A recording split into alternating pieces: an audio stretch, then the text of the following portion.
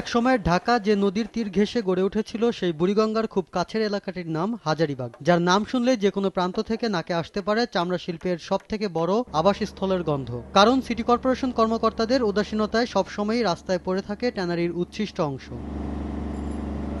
সেই সাথে অনেক সুযোগ সুবিধা থেকেও বঞ্চিত এখানকার মানুষ। ড্রেনেজ ব্যবস্থার উন্নতি থাকলেও এর সঠিক ব্যবহার নিয়েও রয়েছে তাদের অভিযোগ। খাল দিছে পানি পরিষ্কার করার জন্য, কিন্তু খালের মধ্যে সম্পূর্ণ ময়লা ফালাইতেছে। আমরা জানি না যে সিটি কর্পোরেশন লোক আছে, সুইপার আছে, এগুলো জনগণের কাছে ফোকাস করতে হবে। আজকে যদি কমিশনার থাকতো তাহলে আমরা দৌড়ায় কমিশনারের কাছে যেতাম যে ভাই আমাকে এটা ঠিক করে দেন।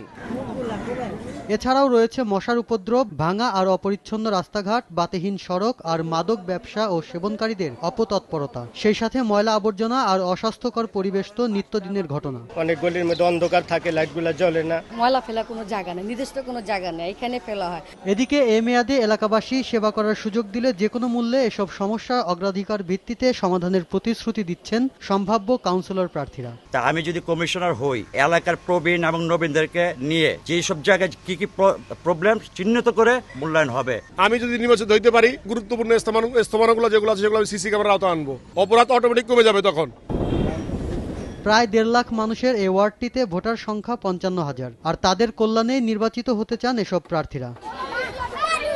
ঢাকাকে একটি সুপরিকল্পিত নগরী হিসেবে গড়ে তুলতে প্রয়োজন একজন যোগ্য নগর পিতার, আর তার হাতকে শক্তিশালী করতে ঠিক তেমনিভাবে প্রয়োজন একজন সৎ আর আদর্শবান ওয়ার্ড কাউন্সিলরকে।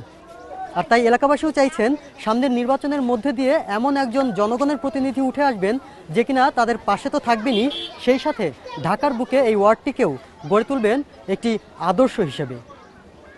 শাফিন জাহিদ, সময় সংবাদ, ঢাকা।